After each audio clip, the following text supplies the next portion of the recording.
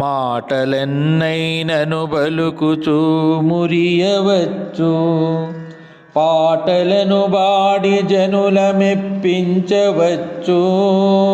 నగణితానంద అనుభవం బరుదు చూడ, కల్పనాతీత యోగాత్మ కేవలాత్మ.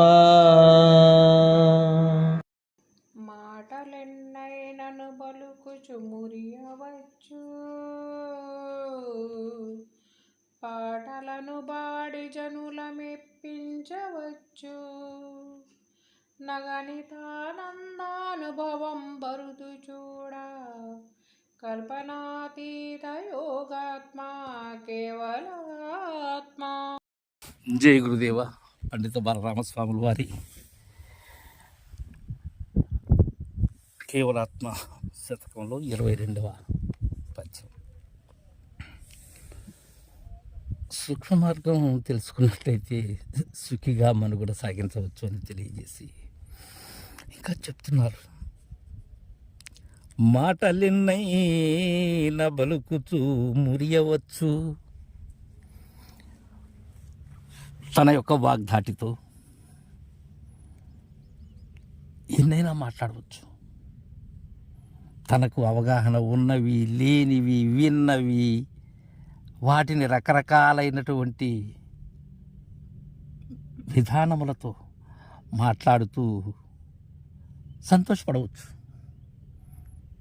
నేను చక్కగా మాట్లాడుతున్నాను, సందర్భానుసారంగా మాట్లాడుతున్నాను, ఇలా తనలో తానే మురిసిపోవచ్చు.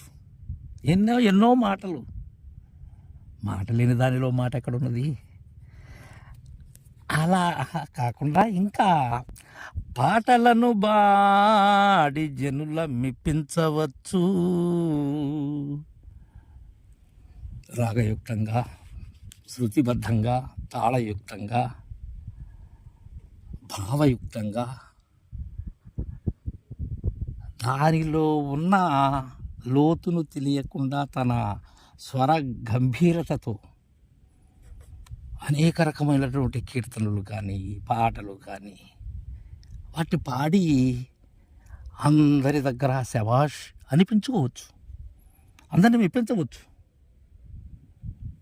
సుమధురమైనటువంటి శ్రావ్యమైనటువంటి కంఠస్వరముతో సరిపోతుందా? ఒట్టి పాటలతో ఉపయోగం ఏమున్నది? నగణితానంద అనుభవం బరుదు చూడ. ఇక్కడ అనుభవామృతాన్ని గురించి చెప్తున్నారు. అది ఎలాంటి అనుభవం? అది గుణింప వీలు కానటువంటిది, లెక్కింప అలివి కానటువంటిది.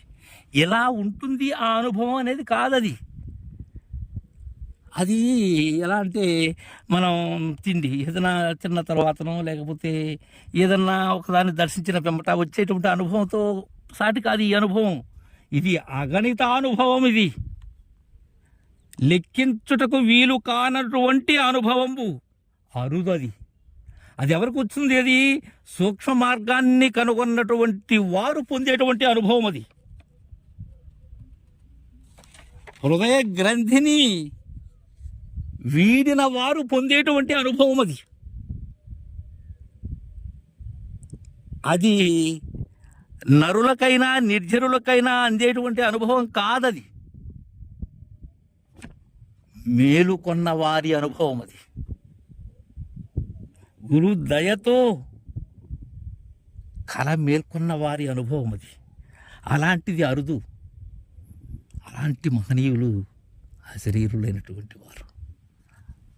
కల్పనాతీత యోగాత్మ కేవలాత్మ అని తెలియజేశారు.